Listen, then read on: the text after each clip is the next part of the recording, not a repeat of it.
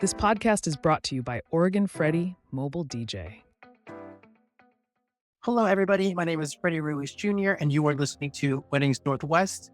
I'm here with Lexi Combs, and I am a wedding planner with Wild Fern Group. I have my main office in Portland, Oregon, and my second office in Bozeman, Montana. That's why I'm seeing content from Bozeman, Montana.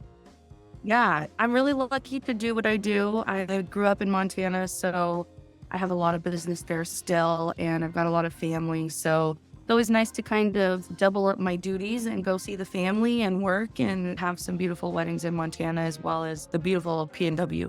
It's also really interesting because a lot of coordinators see weddings in Oregon and get Oregon vibes. But when you're in Bozeman, like, how do they do it over there? You know, what can you bring from Bozeman to Portland or from Oregon to Bozeman? That is a great question. Well, in Oregon, I feel like there's a couple of different avenues that you can go down when you're planning your wedding, and you can go for like a really beautiful, maybe city scene, industrial style wedding, or you can get married out in the mountains or in forest.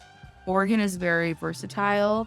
And Montana is similar, but we don't have the city there. So it's definitely leaning into the ranch vibes and the big sky and the starry nights and the natural beauty that is there. So those two things, Montana and Oregon share, but Montana definitely doesn't have that city piece. So it's fun to kind of mix it up for me. That's something that's really important to myself and my business, is having a diverse set of couples who want a little bit different things, so that each wedding isn't cookie cutter. It's not the same as their cousin's wedding that they just went to, or whatever the case may be. I like to provide as much personality to each wedding, because ultimately it's two different people, right? That's been really exciting to see the variety between both states. Now, what is the difference between a coordinator and a planner? A wedding planner is essentially all of the above, and that's something that I specialize in, is being a part of all the different chapters of planning. And a coordinator is going to be somebody who is coordinating. That's like a role of a wedding planner, right? Is coordinating the dates, coordinating your vendors, coordinating your timeline, making sure everything is going according to plan. A day of coordinator, first of all, in my opinion, there's no such thing.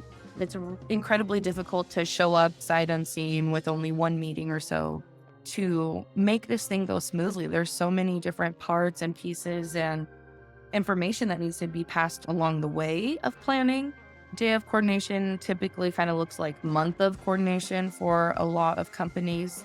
But that would be the summary of the difference for me. I no longer offer day of coordination gigs because it's less involved. It's important to me to be able to know all of the things going in. And as a day of coordinator, I don't really know what the planning journey was like for you as a bride or as a couple. So it's important to me to be along every step of the way. And that's how I differentiate between the three. What are couples buying? Are they buying more coordinators, or is it like planners? Everyone's doing planners. Everyone's got a planner. Yeah, well, I would say that most folks go with the day of coordinator first, because that one is typically more budget friendly. And I completely understand that. I think that everybody, no matter what their budget is, deserves a perfect day. So you get a better experience, less stress, less homework, less time involvement from the couple.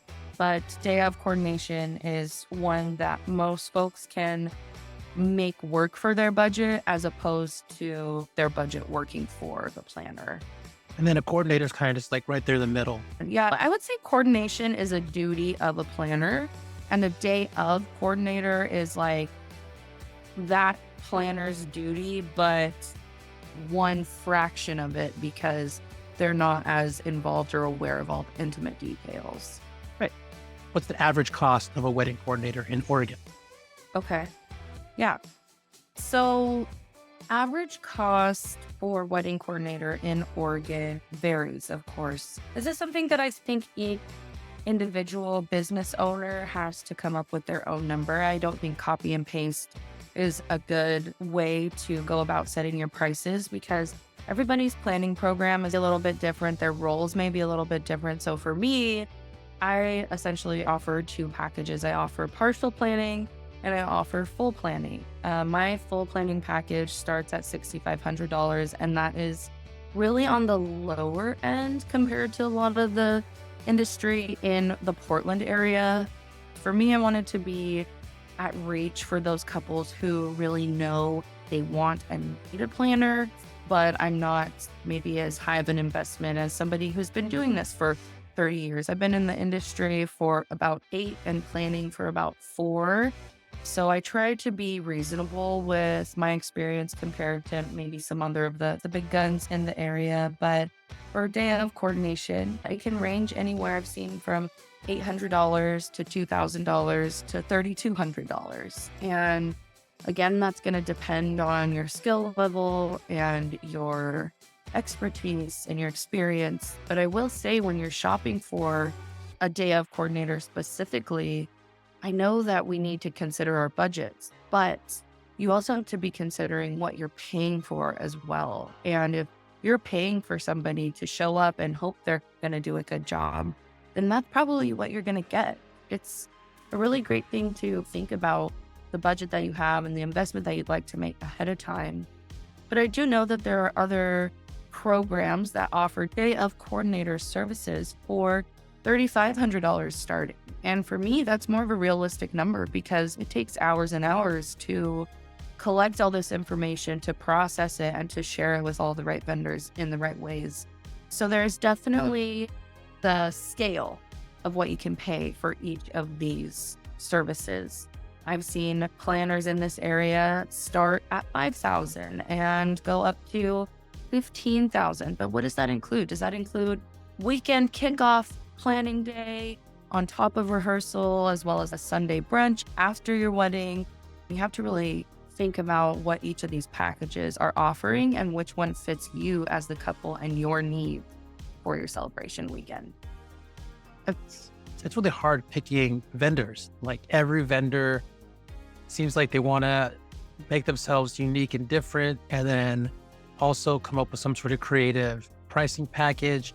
So it's really hard to find a standard between vendors. It's what I'm noticing.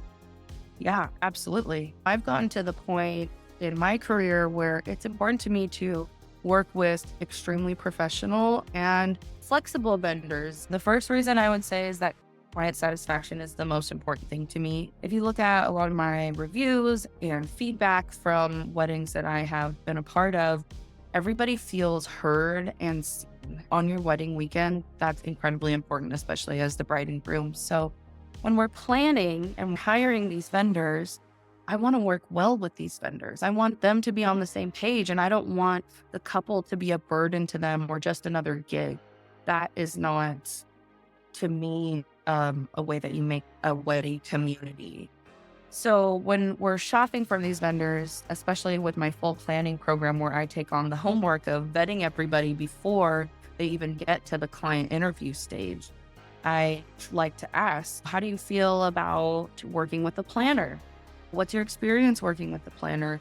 Are there any suggestions that you have or anything that you feel has worked out or has not worked out in the past that we should be aware of? Because we already have a planning program going on. We already have something set in the works to create and curate this beautiful day.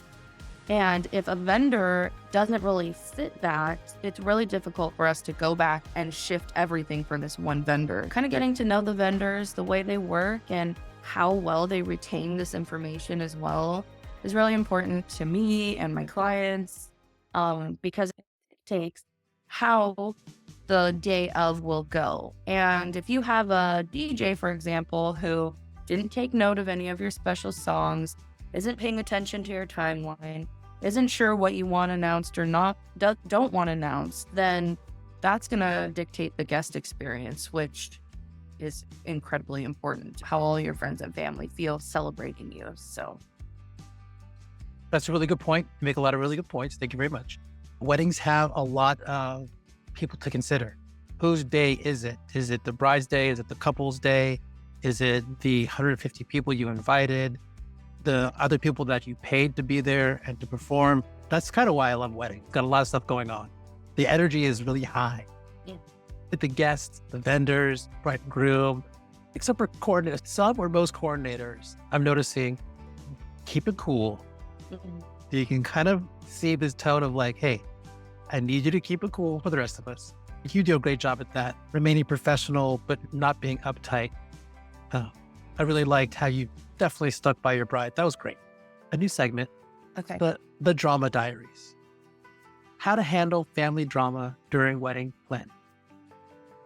Wow. Well, isn't this $1 million question? I mean, this could mean a million different things to each person individually. I try to ask my clients early on, what are your family's names, first of all, so that I can address them properly on the day of, because even though it's not really their day, they may feel like it is. I want them to feel special and important too, because mother of the bride, maybe this is her only daughter and she's been dreaming about this day forever. I want the day to go exactly how the bride wants it to go, but I want mom to feel good as well. I want her to have a good experience and not look back and be like, well, that wasn't what I expected or what I wanted. Maybe these are also the people that are putting up the money for everything. I would say that the best thing to do would to be openly communicative about it and just remind your family or set the tone early on with your family. Look, I appreciate what you have to offer. I appreciate your thoughts and what you're saying. This is something that I've been thinking about, that I've been planning, that I've been dreaming about for a really long time. And it's really important to me that it goes this way. It's going to be really difficult for family members to be like, oh, well, just because you want this, because then they can kind of play this out in their head and think, oh, well, they're right. This is their day. This isn't my day. You know, how we talk about in real life about taking the you out of a sentence, like you did this, you make me feel this way, coming at it with a, I feel this way, this is what I would like to feel like, then it reduces the potential for family to retaliate, and they can hopefully have a little bit more of an understanding of why we're here in the first place, right? What about when family members offer unwanted wedding advice? This is funny because I just had a bride who called me and said, Lexi, my future mother-in-law wants to change the processional order. She wants her granddaughter to be the flower girl. She wants her daughter-in-law to walk with so-and-so. She wants grandparents, blah, blah, blah, blah, blah. What do I do? And mind you, this was literally one day before the wedding.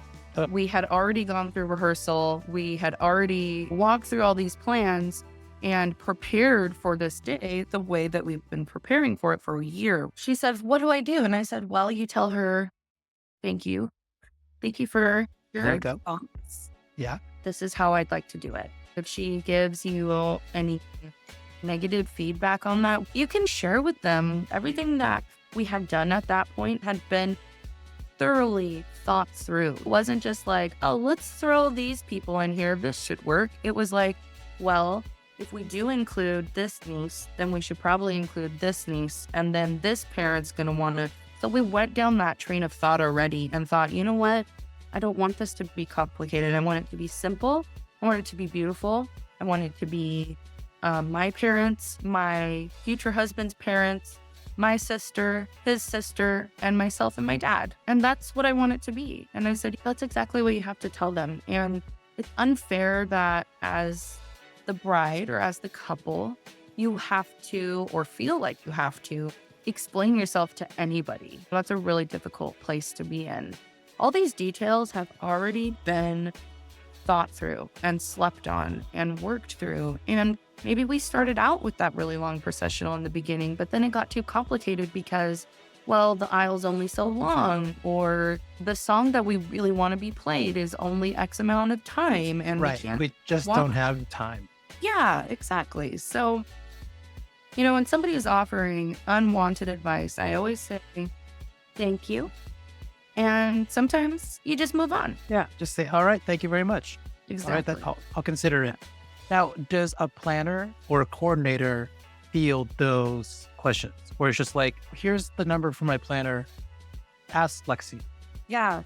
I definitely try to be that person. And that's something that's tough because, again, it's different for different couples.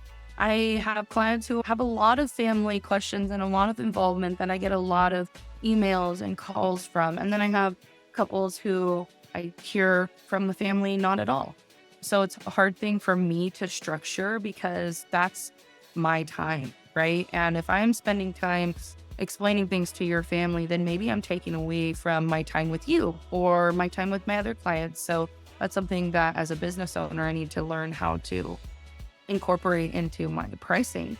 I do try to be that person for my couples if they need me to be.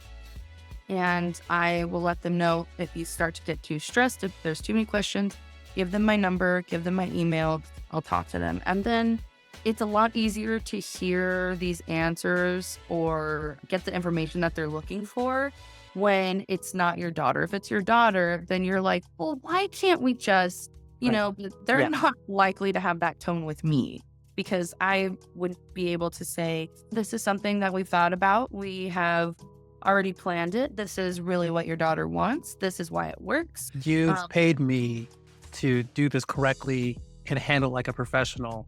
Exactly. And that's my pitch is that's what I'm here for, is for you guys to enjoy your engagement and to enjoy the planning process. I'm loving this interview so far. Thank you for all the insights there on Family Drama Diaries. Yeah, of course. Next is right along what we're talking about here, this segment called What Would You Do? The first one is how to create the perfect wedding day timeline. Ooh, I love this question. There's a conventional timeline that a lot of us as vendors go by because what happens is we do end up checking yes on a lot of boxes. Do you want a processional? Yes. Do you want a recessional? Yes. Do you want a grand entrance? Yes. Do you want a welcome toast? Yes. So when you get down this list of yeses, then it turns into a pretty conventional or standard timeline in terms of what's included and incorporated. But I like to ask my couples, what do you want your day to look like? Do you want to spend a lot of time taking pictures because your family hasn't gotten together in 20 years? Or do you want to be able to kick your feet up and have a drink around the fire? Or do you want to get to dancing and just dance the night away? What do you envision the best day ever after marrying the love of your life? What does that look like to you? For me, I like to lean into the fun bits. I like to spend quality time. And a little side note on that, I would say it depends a lot on what your guest count is. We have a lot of people who love us and support us and who we would love to spend time with, but ultimately there's only 24 hours in one day. And sometimes at your venue, only 8 hours of access. And if you have 350 people who are there, you're very unlikely to be able to get through all of them to even just give them a quick hello. So I like to start with what do you want your day to look like and then go from there. For me, it would be a beautiful sunset ceremony time and then quick welcome toast, maybe from me and my husband, and say, thank you guys so much for being here. It's so great to see you all. I love you all. We feel the love in the air. We feel so supportive. Let's have a good time. That was something that my father used in his toast at my own wedding. After he said a few sentimental words, he was like, and he's a very serious guy. So it was really sweet speech. And then he goes, let's get fun. And I was like, yes, let's do that. It was so great. So I've adopted his finale as my own. And that's kind of part of my lingo, maybe my one-liner. There you go. That's good. I like that. Yeah. What do you do when it rains? How do you deal with rain on a wedding day? Yes. Well, I love this question, Freddie, because you and I have experienced this together. A little backstory for the listeners. We were in North Plains, Oregon, this gorgeous family property, and we were planning to have the ceremony outside. And it started raining. It started not even raining. It was storming. It was that was some really, really heavy rain, I think, for the area that we were in. And the bride and groom were a little bit disappointed because they said they did the research and it hadn't rained on that day right in 24 years. Yeah. So it was kind of a surprise. that morning I was checking the weather. Okay, I'll bring a tent and a rug. I don't know, just Right. because of the, like, all right, sure. Like an outdoor rug. And I'm like, oh, it looks good. It might not. And seeing clouds and just everyone's holding out with such high hopes Yeah. for as long as they can until it's just like, no. What did we do? Well, we ended up having the ceremony in the reception space under the tent because they did get a tent kind of last minute as the forecast got a little bit closer and it looked pretty rainy. And glad we did because, again, it wasn't just like a light sprinkle that would pass. And I remember this moment too because I was trying so hard to hold on to the hope for this couple that it would pass, that it wouldn't rain. And I said that to you and you looked at me and you're like, is it going anywhere? It is raining outside and it's going to be raining for a long time. But So you stuck with your guns and you were like, this is what my bride wants. This is what we're going to do. We're going to hold out as long as we can to try to make their day happen. Like almost literally exactly what you said was like, we're going to do our best to make the day happen. Like, you're right. Totally 100% with you, but it just couldn't happen. And then talking to the bride and groom, they were smiles. They were so happy anyways. They were just so stoked to be married, have all their friends. I'm really glad that preparation was the key of like, and then getting a tent last minute must have been difficult.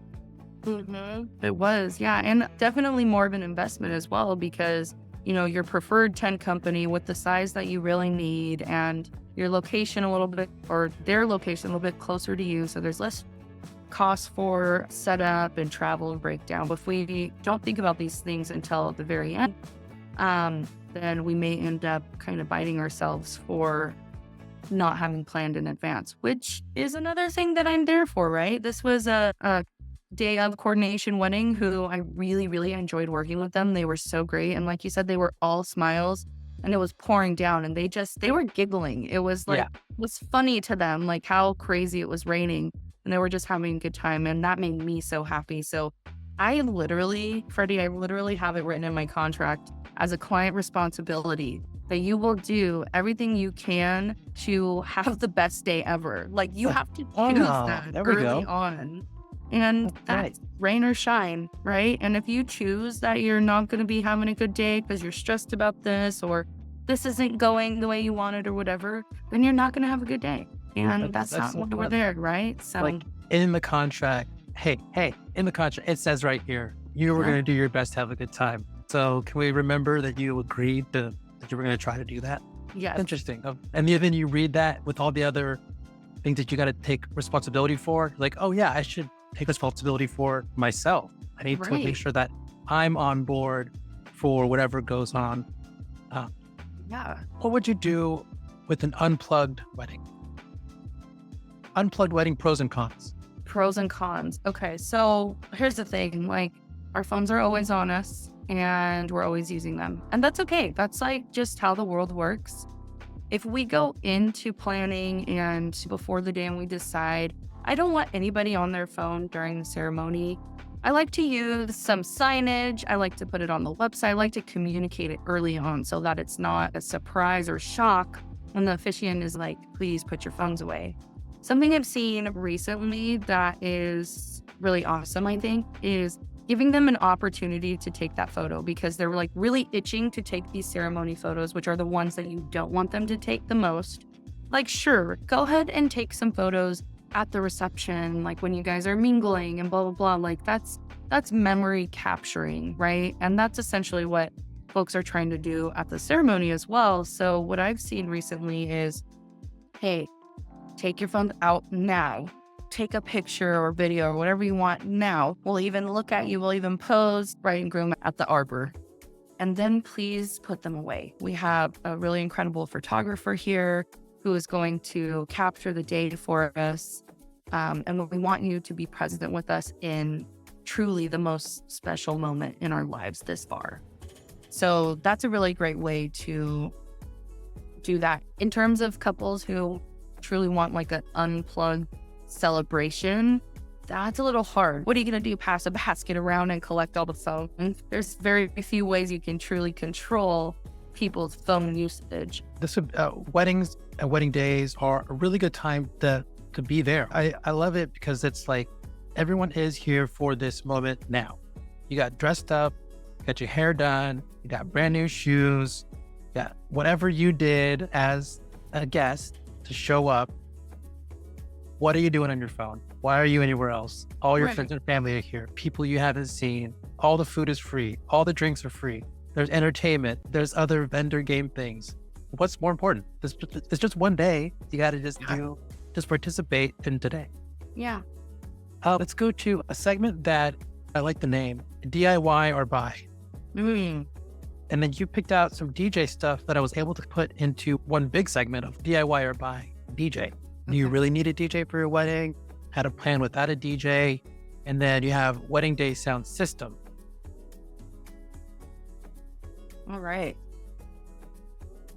Do you really need a DJ? Yes, 100%. And sorry, but I don't really care what your budget is. We will figure it out. There's a lot of DJs with varying price levels, and that definitely indicates their experience sometimes. But if it's not in your budget to afford a $6,000 wedding DJ, then maybe there is one that can offer you the hours that you need. I always tell my couples, DJs set the tone for the guests. They include them. They get them on the dance floor. They share with them what's going on. They tell them when you're cutting your cake. They get them amped up for when you're coming back to do your grand entrance. They slow things down and invite people for a special dance with their loved one or with their partner. Or, they really set the tone for the guests. And I would say that myself as a planner, I set the timeline, the tone for the day, but I need my DJ to be working with me to create the vibe for the guests so that they know what's going on, so that they have a great experience, so that they get up and they're dancing. So yeah, 100% you need a DJ. And I'm not just saying this because you, my friend, are a DJ. I'm actually very, very serious about this. Then you're probably the one pressing buttons, plugging things in, trying to figure out what chords go where, keeping track of songs, doing all that stuff. And I'm decently tech savvy. I can do it, but then I'm not doing my job. So then we're kind of playing musical chairs with these positions, and it's like something's going to get left out. I plan so hard for those small details to not be missed. So it's a whole role and a whole responsibility list that really needs to be allocated to a professional. And so, yeah, I'm always pro DJ, no matter what the budget looks like. In fact, I have a clause in my contract and a package grade, I guess you would call it, where if you don't have a DJ, you're not going to get away with just putting a Bluetooth speaker up there. Like, you're going to end up paying me a little bit more money so that I can bring my professional PA system and also probably like another set of hands so that they can do the ceremony switch off for processional 1 and processional 2 and recessional, all the really big moments. So there's not really a way to get around that with me. I'm sure with some other planners or coordinators, maybe they're a little bit more flexible, but I've seen how it goes without a DJ. I've seen couples who are really confident. I did this one wedding and it was an intimate wedding. It was probably like 60 people, only 30 people at the ceremony, but everybody met for dinner and they did their grand entrance, and it was the most awkward thing. You could hear like a pen drop. Guests were like, they didn't know what to do. Yes. There was nobody who's like, welcome the newlyweds, and like stand, get on your feet, blah blah blah. So that was really disappointing and really sad and a little bit embarrassing, to be honest with you. So I'm like, avoid that at all costs, please. Let's find you somebody that's gonna work within your budget. I understand, but weddings are a luxury. At the end of the day, you could go down to the courthouse, and if you choose to have a wedding, then you are choosing a more luxurious option. So you need to expect to be paying some money, especially for the folks who are going to do the best job, and you're not going to regret it. It's really hard picking a DJ, but what I hear is like reviews, word of mouth, being at a wedding, seeing a DJ do their thing, and then just most commonly videos. If there's videos of a DJ doing their thing, that's a much step above other people that could be really good at their job and have great equipment or whatever, but there's no proof. I don't know what's going to happen at the day. I need to see footage of you at the thing, doing the thing you said you're going to do. Right. So let's say it just isn't in the book. DJ is not happening at the wedding for whatever reason. How do you plan a wedding without one?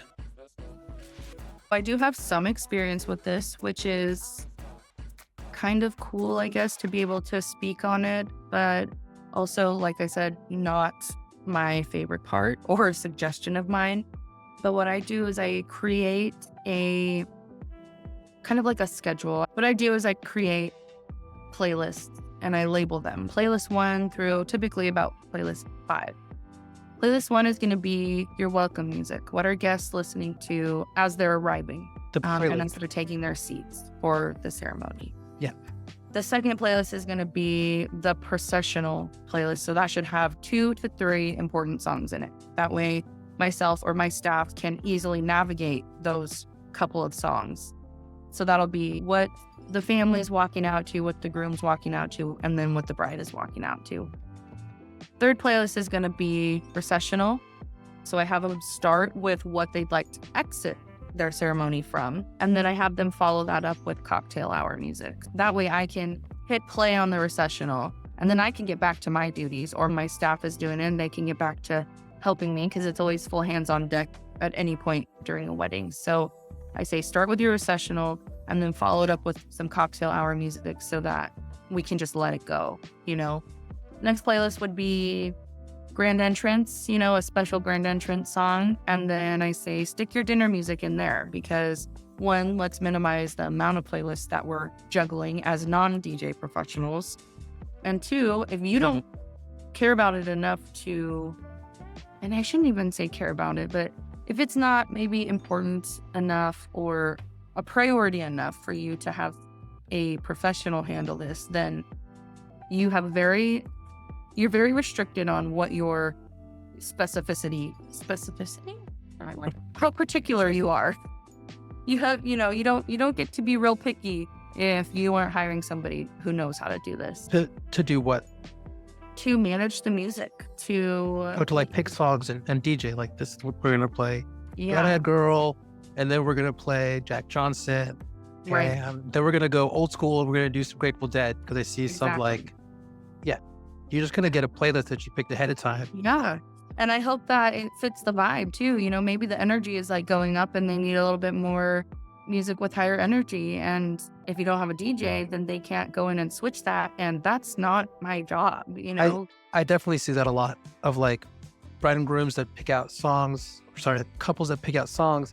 They'll pick out a lot of romantic songs, but they don't know the BPM. And so then I'll look at the list with the DJ software and be like, there's a whole chunk of music that's from like 70 to 80, which is like kind of a slow song. And then between 90 and like 110, that's like your general toe tapping, kind of upbeat. We're having a good time. I'm drinking. I'm seeing old friends of mine. You know, we're at a party. But like they pick romantic songs, sweet, because you're thinking about weddings and romantic stuff. But then day of, it's like, oh my gosh, with these songs. Like, can we have a good time, please? What's going on here? Yeah, you don't know that. You're like, oh, at the time, 3 weeks ago or 2 months ago when I made this, I thought it was going to work. This is how we thought we would feel. Yeah, exactly. Yeah, so essentially that's kind of how if I have to do it, that's how I do it. And I always forewarn them, if this does not go according to plan, it's not my fault. You're not liable for the vibes. Yes, exactly. And I do my best to catch up with it, you know. I have other really important things that I'm doing at all times too, which are more important to you as the couple to be taken care of in that time. Do you have your own sound system? Did you rent one? How do you deal with that? So I have a cool Costco one. Mm-hmm. You know, it's elevated if you'd like it to be, or it can roll on the ground, and it's got a mic. When couples are like, I want the bare minimum. Okay, well, you need a speaker and a mic, right? This is a good way to do that. And I charge to use the system, and they can have a friend do their DJ MC, blah, blah, blah. Mm-hmm. But a really key piece in that like DJ or DIY question is literally in the word itself, like do it yourself. Okay, so who's the yourself? Is it me as your planner who is probably supposed to be getting you dinner at that time? Is it your friend who should really be enjoying themselves? Is it you as the bride, are you going over Right. there? When you started this consultation, you were like, oh, I have a kickback by the fire, but I also want to DIY all my stuff. So Exactly. Yes. I did have an experience with a couple who rented a sound system. It was a little bit difficult to navigate, even though we practiced, even though we ran through it a couple times. There was a hiccup during the ceremony. The mic for the officiant didn't work. I don't know what it was. I wish that I understood that error or what happened.